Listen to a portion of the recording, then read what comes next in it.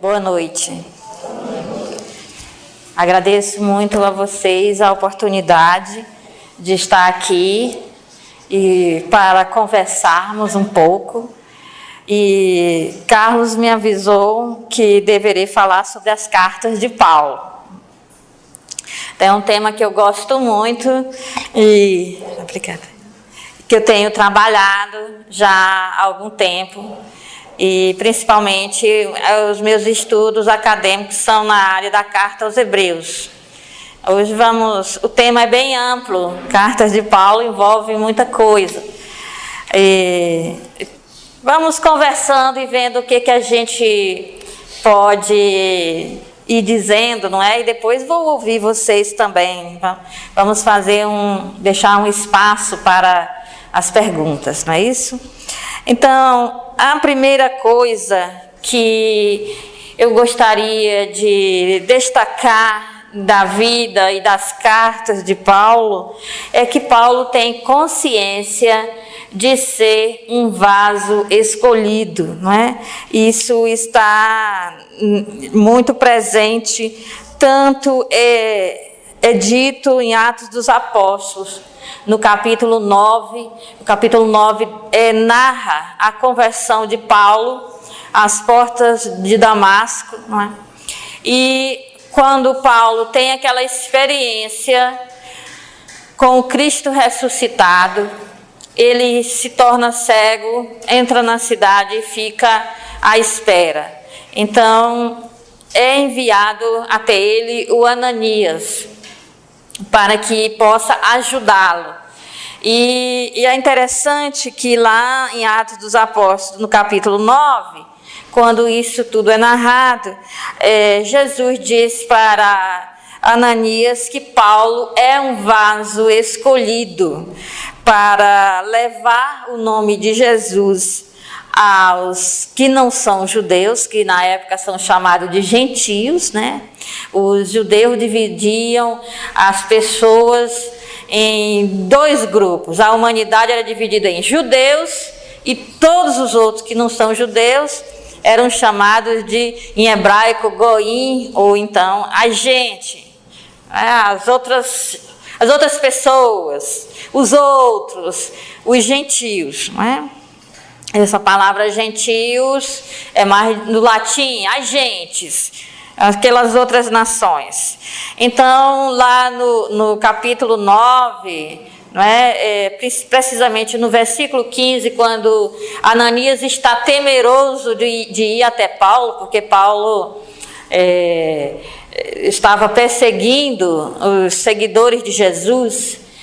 Então, Ananias fica receoso, como é que Jesus vai mandá-lo para o homem que está prendendo todo mundo, não é? Então, e Jesus diz então para Ananias, vai Ananias, porque ele é um vaso escolhido para levar o meu nome aos gentios, nessa ordem que é dita lá em Atos dos Apóstolos, aos gentios, aos reis e aos filhos de Israel.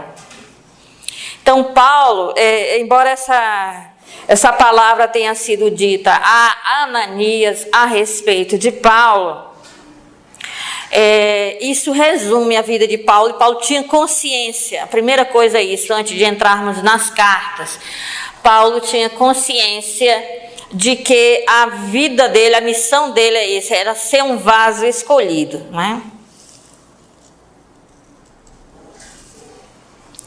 E principalmente, já que os judeus da época de Paulo, os judeus para quem Paulo se pronunciou, não aceitaram aquela mensagem de Jesus, então Paulo ficou mais restrito a levar a mensagem de Jesus àqueles que aceitavam, que foram os não-judeus ou gentios. Aos reis, porque Paulo foi preso e várias vezes foi julgado por reis, não é? O Atos dos Apóstolos menciona situações assim. Reis engloba a autoridade de uma maneira geral, mas também reis, de fato. Agora, a gente poderia se perguntar, já que Paulo tem consciência disso, não é, que é um vaso escolhido, ele... me deem licença para ler aqui um versículo, não é? do segunda carta de Paulo aos Coríntios, no capítulo 4, no versículo 7, Paulo diz assim: ora, trazemos esse tesouro em vaso de barro ou de argila, para que todos reconheçam que este poder extraordinário vem de Deus e não de nós. Então ele resume os seus feitos, a sua missão, a mensagem do Evangelho, aquilo que ele foi chamado como um tesouro. Mas esse tesouro, ele diz que está sendo carregado em vaso de argila. Então, isso aqui nos remete ao que foi dito lá em Atos dos Apóstolos, que ele é um vaso escolhido, que às vezes algumas Bíblias traduzem por instrumento escolhido. Então, a gente precisa saber um pouco de cerâmica da antiguidade para poder entender isso, porque parece tão estranho, não é? Se definir a missão de alguém como um vaso. Então, as pessoas iam até a oleria, a casa do oleiro, a oficina do oleiro, e dizia: eu gostaria de um pote de cerâmica, um vaso de cerâmica com essa forma. Então, o oleiro pegava a argila, modelava e começava ali a modelar, mas a pessoa que está encomendando diz: não, eu quero assim embaixo, porque para o que eu vou usar eu quero a parte assim da base bem largo, assim, tipo barrigudinho, e depois vai afunilando, não, mas não tanto, suba mais um pouquinho, e iria escolhendo dependendo do propósito para o qual o vaso iria servir. Iria dizendo mais ou menos como gostaria que fosse, para ficar se adequado ao uso, ao objetivo que a pessoa que estava encomendando gostaria que ficasse. E é muito interessante essa expressão dita por Jesus a Ananias em relação a Paulo. Significa que Paulo vai ser modelado como argila para ficar adequado a transmitir, a portar, a carregar esse dom, essa mensagem, essa missão que ele tem de anunciar o Evangelho aos gentios. Então, supõe que ele vai se modelando ali, não é? Está sendo modelado. E Paulo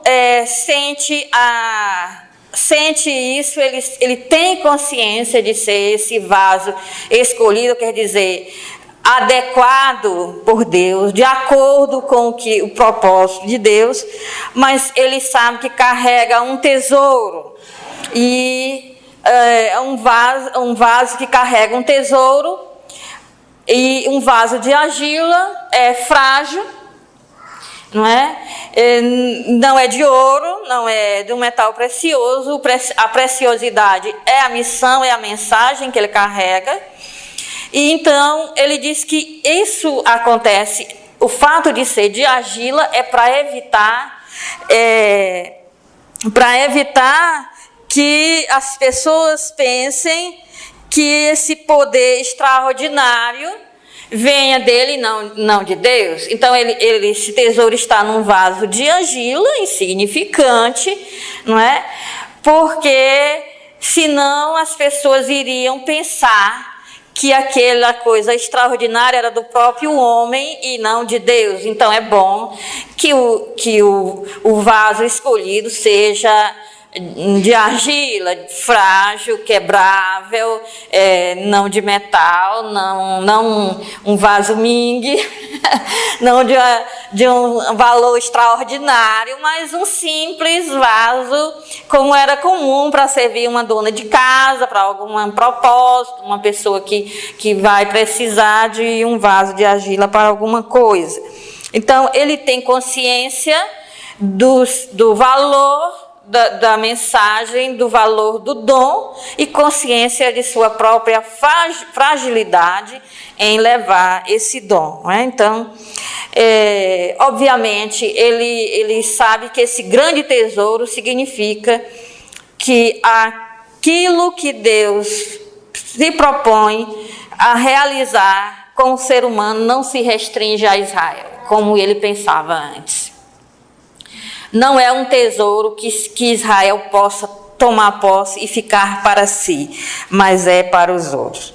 Então, a gente pode se perguntar se Paulo, reconhecendo essa universalidade da mensagem de Deus, a universalidade da salvação, a universalidade desse grande dom que Deus está doando através da divulgação da mensagem de Jesus, se isso é algo que é próprio de Paulo ou se antes já alguém poderia ter, de alguma forma, mesmo uma forma embrionária, poderia ter pensado que a salvação não fosse só para Israel, que o Messias não fosse só para Israel. Então, para isso precisamos voltar um pouco na história do povo hebreu.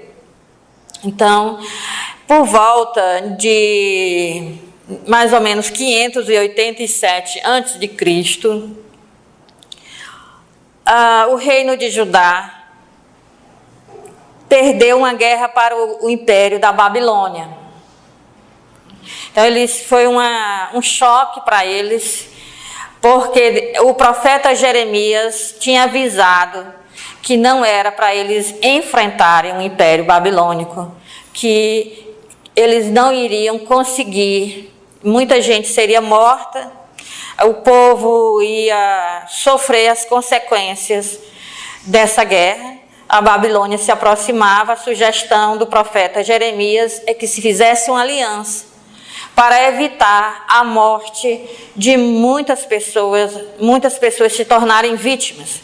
Mas a liderança dos sacerdotes convenceu o rei a enfrentar o Império Babilônico e declarar guerra, porque Deus teria a obrigação de ajudá-los a vencer a guerra, porque eles tinham um templo dentro da cidade.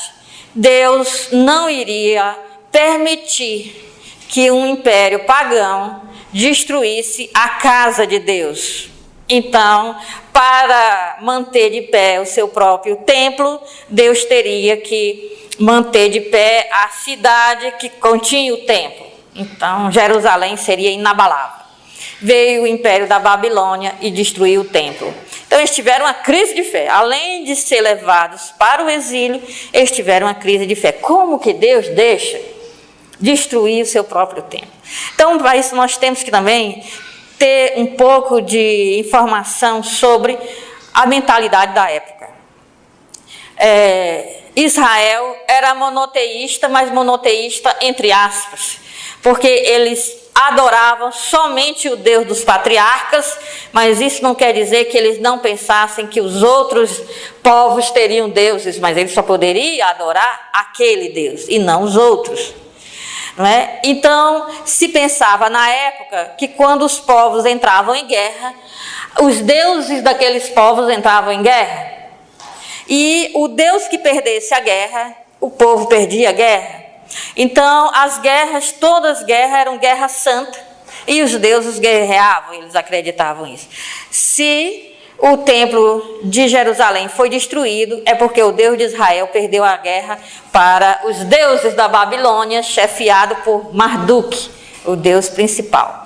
Então, a guerra santa objetivava, cada exército tinha por objetivo destruir o templo principal. No caso de Israel só tinha um, era fácil, mas destruir o templo principal do povo inimigo, porque ao destruir o templo do adversário, eles provavam que os deuses deles estavam ganhando, que o Deus do adversário não tinha poder contra os deuses vencedores, e desestruturava o povo. Ainda hoje, quando se tem uma guerra religiosa, se trata de destruir o templo do adversário. Então, não é a troco de nada que se destruiu Torres Gêmeas, se tentou destruir Pentágono e Casa Branca, porque os do Oriente viam esses lugares como templo do adversário.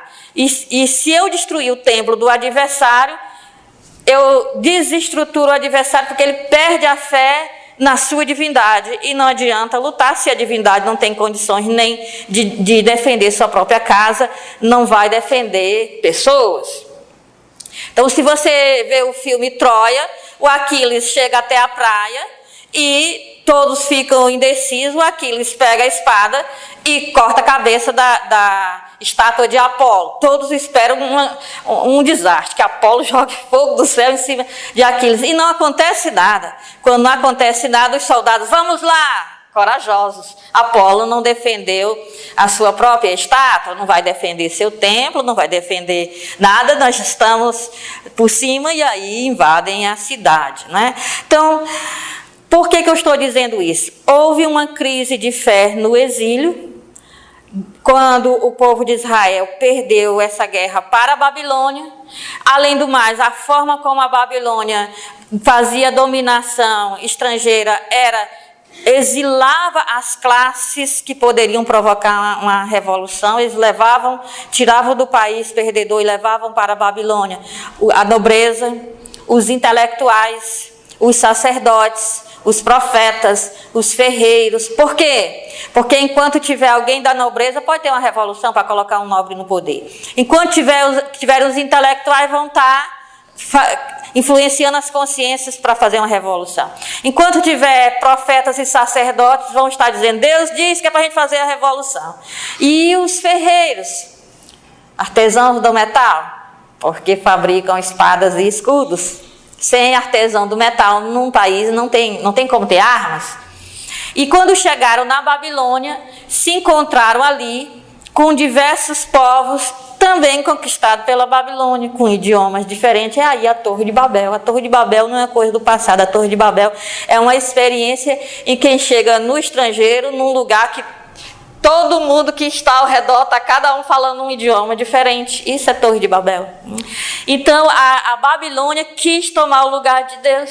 Ela quis provar para cada um daqueles povos conquistados que seus deuses eram maior do que aqueles povos.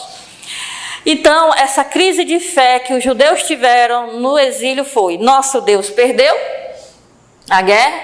E a outra crise de fé é: aqui na Babilônia tem mitos da criação que dizem que os deuses da Babilônia criaram o mundo. E os judeus nunca tinham pensado nisso, nunca tinham se perguntado quem criou o mundo. Eles lidavam com Deus que era pastor, que tinha que proteger o rebanho, proteger a lavoura, proteger dos inimigos, proteger o rei, proteger a cidade, da chuva. Não tinham tempo para ficar pensando em quem criou o mundo. Então eles entraram numa crise de fé, mas profetas recuperaram essa fé, mostrando que se eles estavam no exílio não era porque Deus havia perdido a guerra para os deuses da Babilônia. É que os deuses da Babilônia sequer existiam e que o Deus de Israel estava dando a eles uma experiência para que eles falassem do Deus de Israel para aquelas nações. Que bom que todas aquelas nações estão ali diante deles e eles podem implantar o monoteísmo no grande império da Babilônia. Então nasceu um universalismo da fé. Mas, ao mesmo tempo, tinha aqueles que eram nacionalistas, enquanto teve esses que se abriram para dizer, então agora a gente fala dos nossos deuses, para esse povo todo estrangeiro. Teve os que disseram, não, nós não falamos dele. Nesses aí são inimigos de Deus. Eles não são dos nossos. E se criou uma corrente nacionalista, que a única coisa que pretendia era que Deus castigasse a Babilônia pelo que tinha feito, levasse-os de volta para a terra de Israel, para eles reconstruir o povo, e não se misturaram com nenhum estrangeiro. Proibiram casamentos com estrangeiras.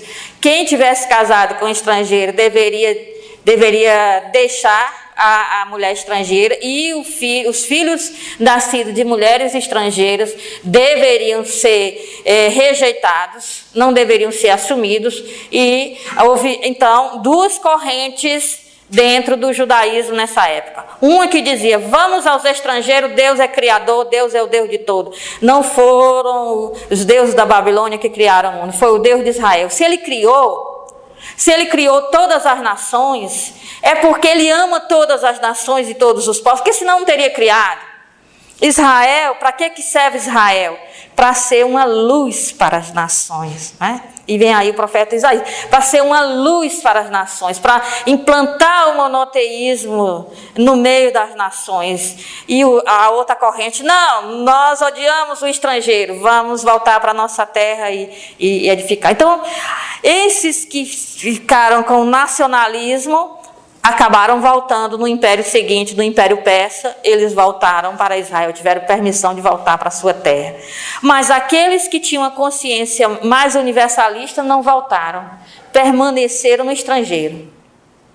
E aí, esses que permaneceram no estrangeiro, que já nasceram fora de Israel, eles tinham uma mentalidade mais aberta para os estrangeiros. E os que voltaram para Israel tinham uma mentalidade mais fechada com os estrangeiros. Então, esses que ficaram no estrangeiro, eles resolveram fazer sinagogas no estrangeiro. O que era sinagoga? Um lugar como este aqui, uma sala de estudo. As pessoas se reuniam, se falava sobre Deus, se explicava um ponto sobre Deus e as pessoas aprendiam. Então, cada cidade grande se montou uma sinagoga e se convidava os vizinhos não israelitas para vir para a sinagoga para ouvir falar do Deus de Israel. E como era uma fé muito ética, que falava do amor ao próximo, do cuidado com o outro, de uma vida moralmente correta, então os estrangeiros achavam aquela religião maravilhosa. Só que tinha um problema. Exigiu a circuncisão dos homens. Isso era um empecilho. Então, muitos gentios vinham, mas eles não conseguiam aderir. Por quê? Porque era exigido demais. Bom, então o tempo vai passando, chegamos ao tempo de Paulo. Paulo convertido. Quando ele realmente assimila o que é a missão dele, ele diz, é preciso... E Paulo nasceu no estrangeiro, em Tarso. Né? Então, o que ele diz? É preciso que os judeus do estrangeiro, já que os da terra de Israel não querem saber de Jesus, é preciso que esses judeus da diáspora, esses judeus que estão presentes nessas nações, eles escutem falar de Jesus. Então, eu vou nas sinagogas, nas grandes sinagogas, das grandes metrópoles do Império Romano, já estava meio caminho andado, né? Então, eu chego lá e falo de Jesus na sinagoga. Detalhe, ele era fariseu. O fariseu era um intelectual, um especialista, um doutor da lei. Então, ele chegava numa sinagoga, se apresentava, a sinagoga se reunia em dia de sábado, se apresentava e, obviamente, dava uma palavra a ele, né? Dava um microfone para o Paulo. E aí, o Paulo, quando lia uma parte da Escritura, ia explicar e dizia, isso aqui fala de Jesus. Quando ele dizia isso, aí os judeus se irritavam. Mas os estrangeiros, os gentios que estavam na sinagoga ouvindo, diziam, gostei. Tem sentido. E aí os responsáveis pela sinagoga diziam, fora daqui, né? Saia já do meu centro espírita. Você está falando uma coisa que nós não concordamos. Botava Paulo para fora e Paulo ia lá fora e os estrangeiros diziam, mas nós gostamos, vamos lá na nossa casa para explicar esse negócio direito. E aí Paulo ia na casa daquelas pessoas e ia explicando sobre Jesus, não é? E dizia, não é preciso circuncidar, gente. Não é preciso ser primeiro judeu para seguir Jesus, não é necessário. E o que tem mais? Além de Paulo, tinha coisa que facilitava. Você vê que ele foi bem preparado. Era igual quando diz, farro jarro assim, eu quero assim. Porque Paulo nasceu no estrangeiro, sabia tudo da cultura grega, sabia a arte da retórica, né? E era cidadão romano, tinha direito de cidadania. Então, às vezes a gente pode perguntar, gente, por que Pedro não evangelizou tanto, não andou tanto?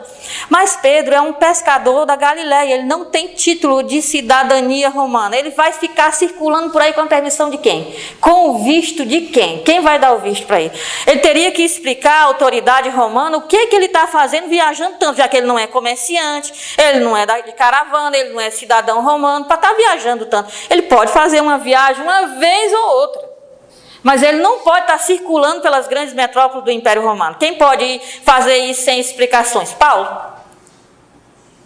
Cidadão romano. Certo? A cidadania romana facilitou. A outra coisa ele chegava e ele sabe, se fosse preciso falar com um judeu, ele falava em hebraico, ele tinha o conhecimento da escritura, ele sabia entender, tinha as técnicas de compreender a escritura que ele aprendeu no estudo do farisaísmo, tinha as técnicas para atualização, para a hermenêutica, para a interpretação da escritura, era imbatível, não é? Além do mais, nós temos uma coisa muito interessante, é que ele começou a ir de metrópole em metrópole, e eu vou dizer para vocês, porque tem gente dentro da Igreja Católica que já me perguntou por que Paulo era tão assim esnobe que só ia nas grandes metrópoles. E aí eu quero dizer para vocês que ele não era esnobe, é porque havia estradas romanas entre as grandes metrópoles e Roma. Todos os caminhos levam a Roma. Então a capital do império era interligada por estradas que ainda hoje existem. Estradas bem construídas e estradas vigiadas, que tinha policiamento, de tanto em tantos quilômetros tinha a guarita com o exército romano guardando. Então circulava, qual é o meio de comunicação da época do Império Romano? Estradas. Estradas faziam a comunicação. Certo? E quando uma estrada chegava o mar, a estrada ia até o porto. Pegava-se um navio, atravessava para o outro lado, do outro lado estava a continuação. Estava lá a estrada que levava a Roma. Não é? Então, isso é entre as grandes metrópoles e Roma, mas entre as metrópoles e as aldeias não tinha isso. Além do mais, nas metrópoles se falava o grego, normalmente o grego. Nos interiores se falava a língua original, como Paulo ia se comunicar naqueles milhares de dialetos dentro do Império Romano. Então ele chegava, era fácil chegar à metrópole, tem uma sinagoga, ele sabia por onde começar, começa-se na sinagoga, é expulso e continua do outro jeito, não é? Mas sabia por onde começar, sabia que sinagogas que cidades tinham sinagoga, porque ele era um fariseu, sabia em que cidades tinham sinagoga, certo? E quando não tinha sinagoga, sabia-se o lugar de reunião. Quando não tinha a construção da sinagoga, era na beira do rio. Quem chegou em Filipos foi direto para a beira do rio e encontrou lá quem ele queria. Então, e essa mobilidade do cidadão romano com direito de viajar para onde quisesse, se mover para onde quisesse, conhecimento do idioma, facilidade das estradas. Então, isso aí fez com que Paulo chegasse em várias metrópoles, né, do Império Romano, nas principais cidades do Império Romano. Agora, veja só, o que era um problema facilitou a nossa vida. Porque como foi então que as cartas surgiram, já que o título é as cartas de Paulo, não posso, né? Tem até que esquecer os papeizinhos, porque eu esqueci esse papeizinho aqui porque o tempo está adiantando, não vou mais nem olhar. Então, por que cartas? Ele chegava na cidade, evangelizava, tinha esse conflito com os judeus, evangelizava, ia nas casas, evangelizava, mas aí ele não podia ficar muito tempo. Por quê? Porque se armava uma confusão para expulsá-lo da cidade, ou para prendê-lo, e ele, como ele não queria ser preso, ou não deixava ele ser preso, ele fugia, nem que tivesse que descer o muro dentro de um cesto, né? Mas aí armava uma coisa para que ele não pudesse continuar evangelizando, então ele tinha que sair daquela cidade. Saía, o trabalho não estava terminado.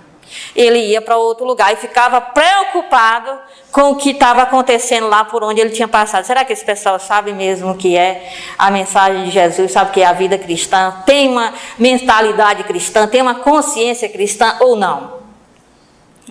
Então, o fato de ser perseguido o fazia ir embora antes de terminar o trabalho. Só que Paulo tinha colaboradores. Aí ele dizia, vou saber notícia, vou escrever uma carta e você leva Timóteo, você leva Silvano, né? Você leva essa carta aqui, fulano. E vai lá, lê a carta foi escrita para ser lida assim, chegava lá e lia a carta, não é? E convivia por uns dias, os dali mandavam uma carta de volta para Paulo, ou mandavam as notícias. Então, mas às vezes, antes que Paulo mandasse alguém saber se tudo ia bem, algum fofoqueiro já ia até Paulo para dizer o que estava acontecendo. Foi assim na primeira carta aos Coríntios. O que move Paulo a escrever a primeira carta aos Coríntios é um fofoqueiro que entrou para a história chamado Cloé, que nós não sabemos quem é essa distinta criatura, mas o certo é que começou a acontecer alguns problemas na comunidade de Corinto, e o Cloé disse, fulano, corre lá onde está Paulo, procura ver, ele saiu para ir na direção tal, vai dizer para ele o que está acontecendo aqui. Então, o Paulo escreve a primeira carta a Cloé e diz, eu soube uma notícia pela família de Cloé. Eu diria, ainda entregou o coitado do Cloé. Eu soube uma notícia pela família de Cloé e o negócio não está certo não, o que vocês estão fazendo, não é? Então, às vezes Paulo escrevia carta para responder uma carta que veio. Então, a correspondência entre Paulo e a comunidade de Corinto foi intensa. Nós só temos 2 cartas, mas ele menciona uma carta que ele já tinha enviado antes dessa que nós temos aqui. Ele diz, na carta que eu enviei para vocês, você diz, qual? Se eu estou lendo a primeira carta aos Coríntios, cadê? Não temos, se perdeu, né? Então essa aqui foi copiada e recopiada, essa primeira se perdeu. E ele escreveu cartas para responder na primeira carta aos Coríntios, assim, a respeito do que vocês me perguntaram, está aqui as respostas. Eles mandaram uma carta com perguntas, né, para ele poder responder. E tem uma carta que ele menciona, eu escrevi para vocês uma carta entre lágrimas. Porque quando a família de Cloé mandou as notícias, Paulo viu que o negócio estava errado demais. O negócio estava tão bagunçado. Para vocês terem uma ideia, Corinto era mal afamada, porque a libertinagem sexual era demasiada, que escandalizava os romanos. Imagina, escandalizava os romanos. Platão, quando queria falar de uma jovem garota de programa, ele dizia, é uma garota coríntia.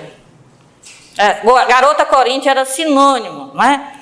Então, lá se era muito liberal. E aí aceitaram Jesus Cristo e continuaram liberal, né? E aí, quando Paulo disse que era para mudar de vida, eles perguntaram se era para mudar de roupa. E que roupa eu visto? Eu deixo meu cabelo crescer, eu deixo meu cabelo grande. Eu cubro minha cabeça ou não cubro minha cabeça? Eu uso a roupa igual ao judeu ou não uso a roupa igual ao judeu? Eita confusão, né?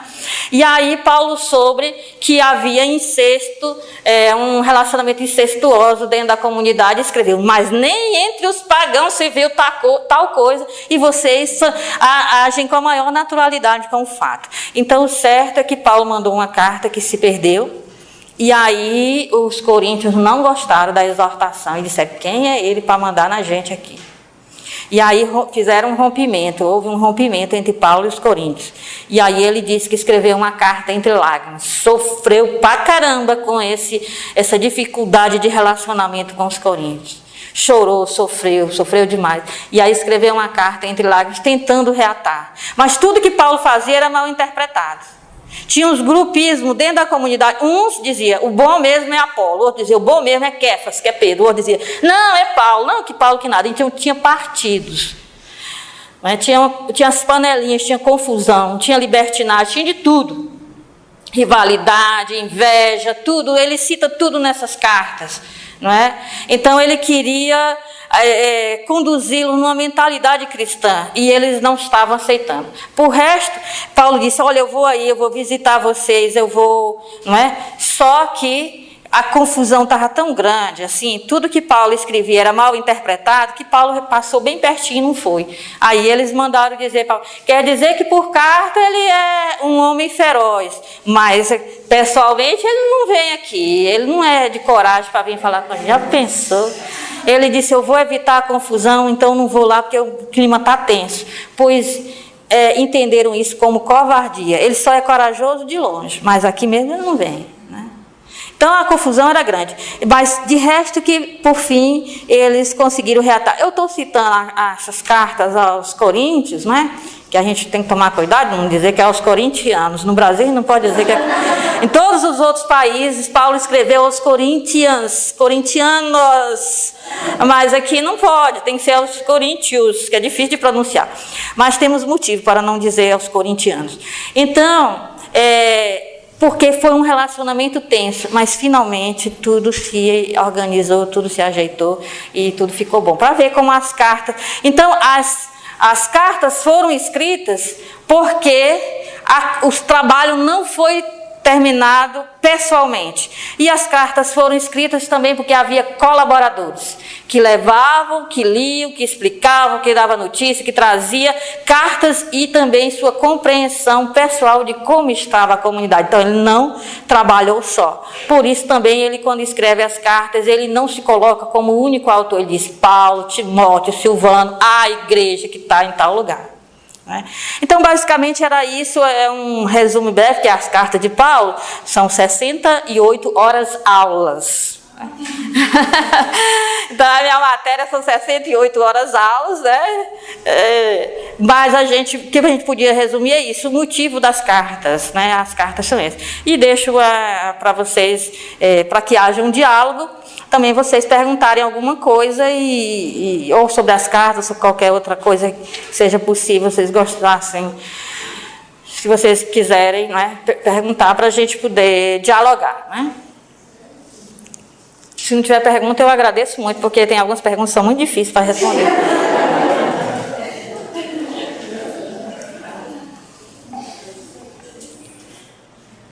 Não, mas que coisa boa. Salva pelo gongo. Não sei se era bem, quando sugeriram as cartas de Paulo, se era bem mais ou menos isso, não é? Porque vocês têm obras próprias do Espiritismo, que tem Paulo Estevam, que inclusive eu li, que explica os bastidores, não é? Desses acontecimentos. Então, essas literaturas espíritas não são concorrentes do que está na escritura, não é? Tem outros objetivos. O Haroldo diz que ali são os bastidores, aqui é o filme, ali é o making off, né? Então, também eu não estou com essas informações que tiro diretamente das cartas, concorrendo com alguma coisa de literatura que vocês possam ter. São outras informações, é olhar sobre outros aspectos, são outro tipo de informação também. Né? Bom, então tá certo. Ninguém tem, né? Tá ótimo. Então tá. Eu gostaria só de dizer o seguinte, é que as pessoas ainda não conhecem a Emaí, teve uma forma de formação, mas a irmã ainda é freira. Ela não está de hábito, mas ela é freira. Eu quero dizer que eu tenho o hábito para momentos solenes. E o que acontece? Está se iniciando, no Brasil principalmente, um diálogo interreligioso. Porque as pessoas pensam naquela história, não, Deus é meu, Deus é outro, Deus é esse. Então, algumas pessoas já no Brasil estão dizendo, se nós observarmos aqui em Campo Grande, isso não é publicidade, viu? Não é publicidade. Mas aqui em Campo Grande, em março, vai fazer 12 anos que o Espaço Chico Xavier recebe várias igrejas católicas, igrejas evangélicas, a primeira igreja batista, a igreja Sequência de Deus, várias denominações religiosas, e todas essas denominações religiosas se confraternizam muito bem lá. Afinal de contas, somos todos irmãos. Então, provavelmente muitas pessoas não sabem que já está há algum tempo tendo um diálogo interreligioso entre o Espiritismo protestantismo, o catolicismo e as igrejas reformadas. No caso do espiritismo, nós temos a Ordem de Pratias. No caso do catolicismo, a nível de Brasil, é a irmã Aila, da cidade de Fortaleza, professora da Faculdade Católica de Fortaleza, como já foi dito, um doutorado em carta de Paulo aos Hebreus. E é um diálogo num nível que extrapola essas questões que a minha religião é a melhor, a outra é melhor. Então fica nessas questões. Então, quem já ouviu os podcasts 19 ou 20 do Pode Ser, somamos 2 a 4 horas de diálogos entre a Haroldo, a irmã Ila e o pastor Enéas. Então, há uma mentalidade nova surgindo no Brasil. Então, é evidente que muitos espíritas ainda não imaginam que possa ser isso. Uma freira, primeira vez em Mato Grosso do Sul, num centro espírita, né? Isso pode causar, assim, um certo mal-estar, entre aspas, para aquelas pessoas que estão muito restritas à não fraternidade, ao exclusivismo. E isso não vai ser um privilégio de católicos, nem de espíritas, nem de igrejas reformadas, isso é da pessoa. Então, eu ainda estava falando hoje à tarde com o Paulo, eu estava dizendo assim, olha, tem pessoas que, quando viajavam a cavalo. Paulo viajava a pé. Depois a evolução prossegue. Alguns já chegaram no smartphone. Eu, por exemplo, no telefone está aqui. O meu é daquele, não é de ação de entendeu? Mas a evolução está ali. Ou a gente acompanha a evolução, ou nós crescemos espiritualmente, ou nós permanecemos nos nossos feudos. Então, a Emaria, quando eu soube que ela poderia vir para Campo Grande, para mim foi uma honra, uma alegria, porque é o Haroldo que representa um marco, um ícone do espiritismo no Brasil, tem um diálogo interreligioso altamente louvável, que é a mensagem de Jesus: amai-vos uns aos outros.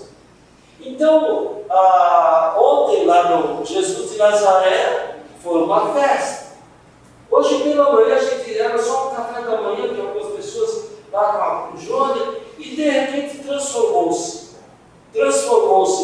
numa palestra que vai mexer com muita gente, que nós vamos colocar no YouTube, porque ela mostrou-nos aspectos do comportamento, das normativas do catolicismo, que os católicos muitos não sabem, nós espíritas ainda muito menos.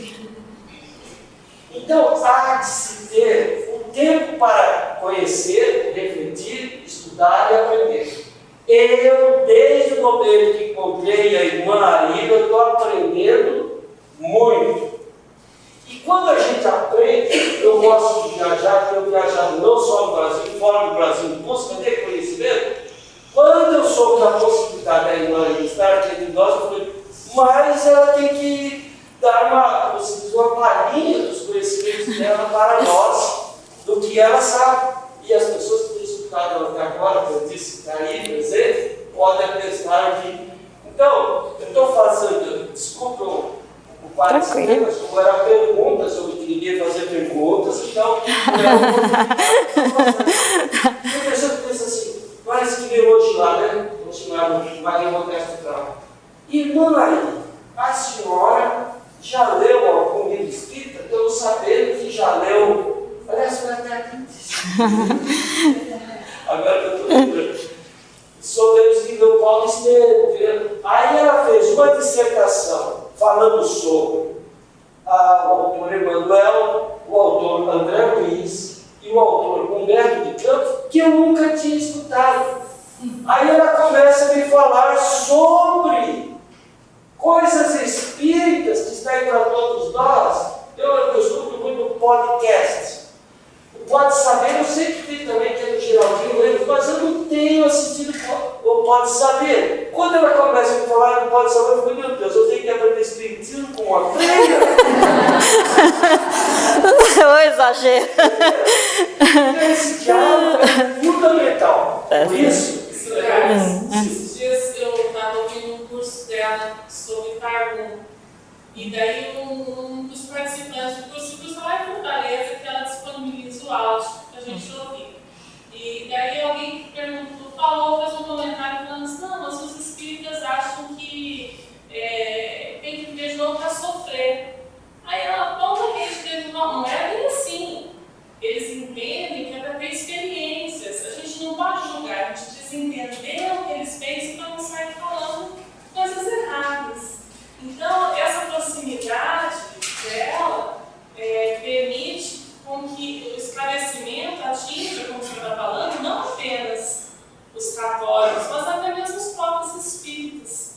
Porque não é um diálogo interreligioso para chegar aqui e fazer proselitismo. Não, é aquele diálogo interreligioso amoroso, de quem se aproxima como irmão por Jesus. Mas eu não tenho a menor dúvida. Nós começamos a amar a irmã Aila desde antes de conhecê-la pessoalmente, pelo que a gente escutava nas gravações, por tudo que a gente alguém estava falando. Então, o que eu gostaria de dizer é que a irmã Aila está na casa dela. Aqui é o José. Eu me sinto muito à vontade. Padres jesuítas são muito importantes na minha vida, não é? Como párocos, são meus instrutores, foram meus professores, como vocês viram aí um pedacinho do currículo, né, que pegaram na internet. Eu sou apenas para vocês, eu sou a irmã Aila. Esses títulos acadêmicos só valem para a universidade, para poder assinar a carteira da gente. Mas só, não é? Então, mas eu estudei com os jesuítas, né? A graduação em teologia, mestrado, doutorado. Eu fui para a Espanha, eu estudei com os especialistas 1 ano, mas os meus títulos acadêmicos são aqui do Brasil e estão com os padres jesuítas, não é? Então, fico muito feliz em vir a uma casa que leva esse nome, né? De José de Anchieta. E eu me sinto muito à vontade, não estou me sentindo ótima aqui, maravilhosa. Né? Não é o fato de vocês não terem perguntas, como no outro centro e tudo, que quer dizer que eu me sinto, de alguma forma, parece que tem alguém que tem pergunta. Não é possível, já está quase terminando o horário, eu já estava me sentindo também. Diga. Como que foi o início desse encontro entre o Haroldo, a senhora e o pastor? Como que vocês formaram esse trio tão interessante? Com objetivos tão comuns? Bom, às vezes as pessoas acham que o diálogo interreligioso que eu pratico começou com eles. Não. Hoje até me perguntaram quando começou. Eu digo, não sei, eu não me lembro. Sempre fui assim. Sempre me dei muito bem com pessoas de todas as religiões. Sempre frequentei, tentei entender. Sempre gostei de ler para saber por que os outros pensam, por que eles pensam diferente de mim. Então eu não lido com o espiritismo e nunca ter lido obras espíritas. Eu preciso entender o que é, quem são as pessoas, o que é importante para elas e tudo mais. Assim são com todas as religiões, não é? Então a primeira coisa é isso, não começou com Haroldo e Enéas, que é coisa, né? Nos encontramos em Belo Horizonte por causa dos estudos. Né? O nosso encontro, que desde a primeira vez que eu me lembro, foi por causa dos estudos. Inclusive, até conto nessa coisa que é o Pode Ser, né? O podcast lá sobre a Carta aos Hebreus, que acho que vocês poderão ter acesso aí, o pessoal explica como vocês terem acesso, muito fácil. Então, eu explico isso com detalhe, leva mais de 1 hora, né, para a gente conversar sobre como começou a amizade com o Haroldo, mas tem a ver com os estudos. Eu estava pesquisando para o doutorado, já tinha feito um mestrado sobre a Carta aos Hebreus, pesquisando judaísmo para completar os meus conhecimentos sobre a Carta aos Hebreus.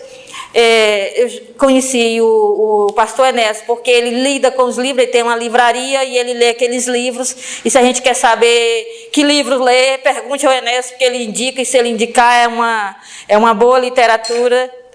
Podia ser da outra água, obrigada. Então o Enéas veio primeiro, por causa da pesquisa, tem que comprar lista, pesquisar e tal. E o Enéas já conhecia também o Haroldo, né?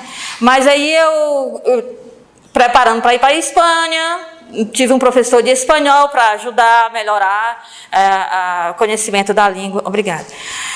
E aí, então, esse meu professor era espírita, me fez conhecer o Luiz Sérgio, que era responsável pela mocidade do Centro Espírita Manuel Felipe Santiago, e o Luiz Sérgio ficou empolgado com a minha pesquisa e quis que eu ensinasse a Carta aos Hebreus para os jovens da mocidade.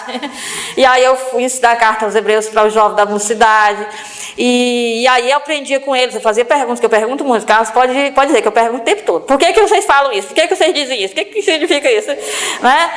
Então, eles me explicaram muitas coisas, foi uma troca, né? Eu disse, eu explico a Carta aos Hebreus para vocês explicam essas coisas estranhas que vocês falam.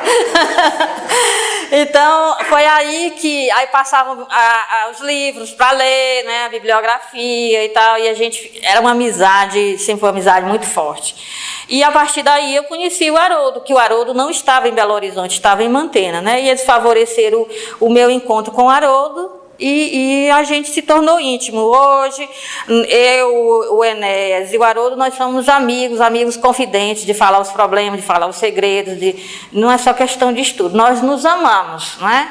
Nós nos amamos muito, somos muito unidos. Quando a gente está em Belo Horizonte, fica grudado, né? É difícil nos desgrudar, nós temos muita coisa para conversar, e à distância nós nos mantemos, sempre telefonamos uns para os outros, e contamos nossas coisas, e dizemos o que estamos estudando e tudo. E é isso. O Haroldo e o Enéas começou com a questão dos estudos, mas extrapolou, ficou um afeto muito grande, né? Assim também como o pessoal do Luiz Sérgio Marota, lá em Belo Horizonte. Não era questão de explicar a Carta aos Hebreus para os jovens, é que nós acabamos nos amando, né? Uma amizade muito forte, muito sincera. Tem a nossa comunidade lá, as irmãs, lá em Belo Horizonte, mas eu sempre escapo, durmo uma noite lá na casa do Luiz Sérgio, porque a gente vai conversar até altas horas, não dá mais para voltar para casa, porque fica estranho uma freira chegar de madrugada em casa. Então eu já durmo um pouquinho, o que resta da noite, na casa do Luiz, né? Pra gente, e outra vez na casa do Haroldo, para a gente poder manter o assunto em dia. Mas é basicamente isso, né? Começou assim, mas foi muito mais profundo, né? Professora, sim. Eu não quero fazer pergunta nenhuma, simplesmente eu vou levantar. O pessoal que me conhece, se quiser mexer, sabe que eu não consigo ficar sentado e quieto. Então é muito complicado para mim ficar sentado e quieto. Mas a gente dentro da doutrina espírita, eu não tenho dúvida de que com o seu capital de conhecimento já deve ter se alimentado nessa fonte. A gente tem uma percepção muito forte de que, na Igreja Católica também, de que não há equívoco da parte da divindade. Deus não comete erro. Não existe essa possibilidade quando nós falamos de Deus.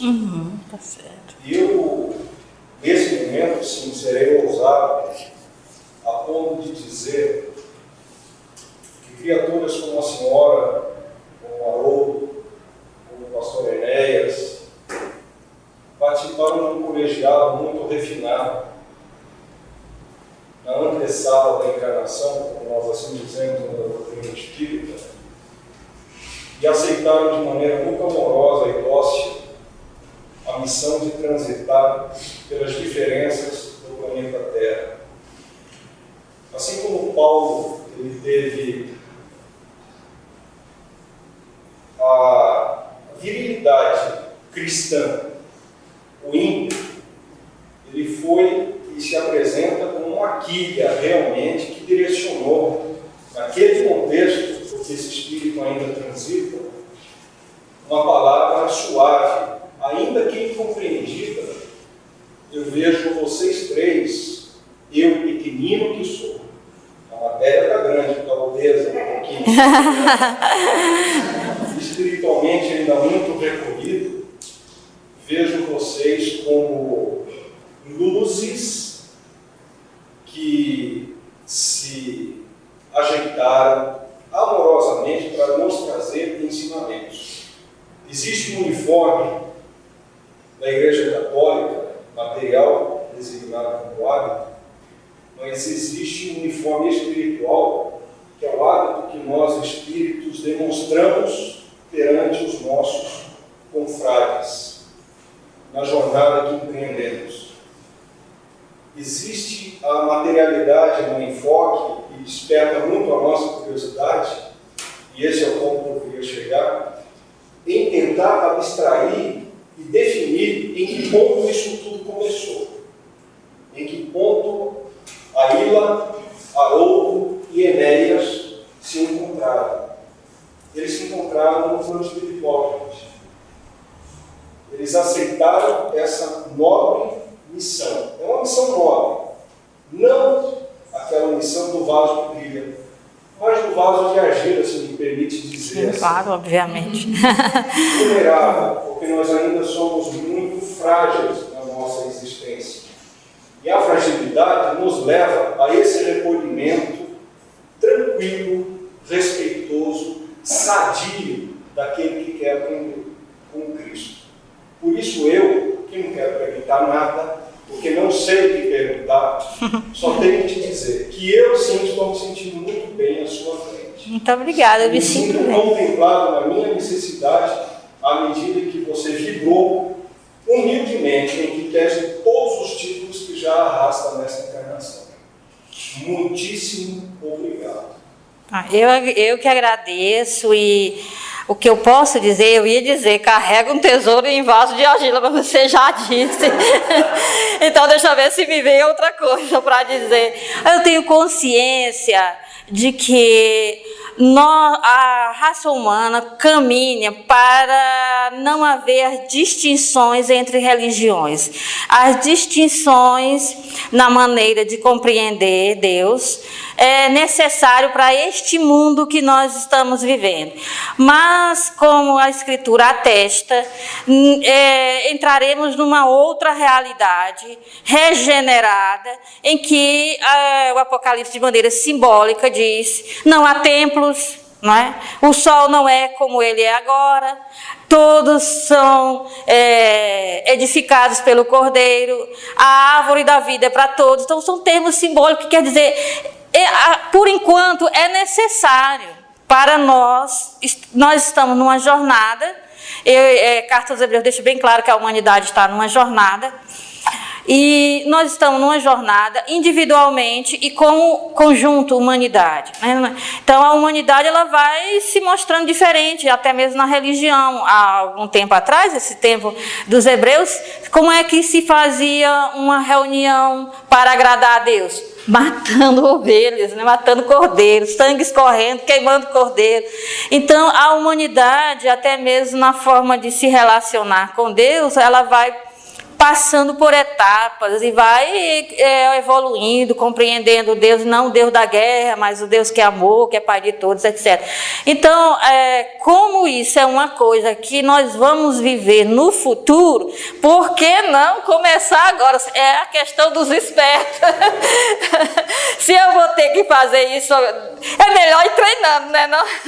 Eu acho que basicamente, eu tenho consciência de que, primeiro, eu tenho um chamado, não sei direito qual, mas me deixo conduzir, né? Mergulhei aí no rio, vou com a correnteza, me deixo conduzir, consciência das minhas limitações, né? Que isso é muito importante, não teria motivos para saber porquê dessa escolha, Mas eu acho que isso não é importante compreender, o importante é se colocar à disposição, deixar que Deus faça através da gente, e com esse objetivo mesmo que Paulo disse, para que ele seja honrado, vendo vossas boas obras, o Pai do céu é que é glorificado, não nós, né? Servos inúteis, não fazemos mais do que a nossa obrigação, e se alguma coisa boa fazemos, para a glória de Deus, não é? Obviamente, que é Ele que está por trás de tudo isso, é Ele que quer tudo isso, a gente apenas serve, a gente faz aquilo que manda, não é?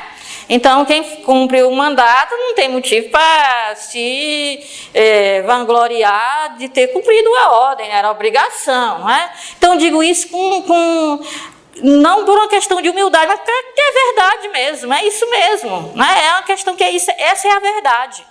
Certo? Então me sinto bem nessa casa, não me sinto constrangida na presença de vocês de forma alguma, me sinto muito acolhida, não é? E quero só agradecer, chegou, graças a Deus, a hora de sair daqui. Então, muito obrigada e Deus os abençoe sempre. E vamos continuar, é muito gostoso essa conversa, diálogo interreligioso é uma coisa maravilhosa, divertida, boa. Não é? A gente engorda porque todo mundo oferece comida para a gente. E é isso mesmo. A gente vai descobrindo novos amigos, não é? É muito bom. Muito obrigada, gente.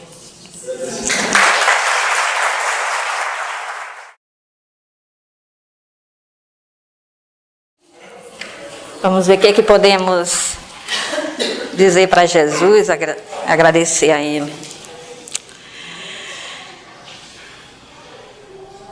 Senhor Jesus Cristo, eu te agradeço, eu te louvo, bendigo por essa união, por essa casa, por essas pessoas. Não só por esses que estão aqui, mas por todas aquelas pessoas que recebem as tuas graças, os teus dons através dos nossos irmãos que estão aqui para te servir. Obrigada pela nossa amizade, por essa missão, pela missão que cada um tem. O Senhor sabe da nossa fraqueza, mas o Senhor sabe que pode contar conosco.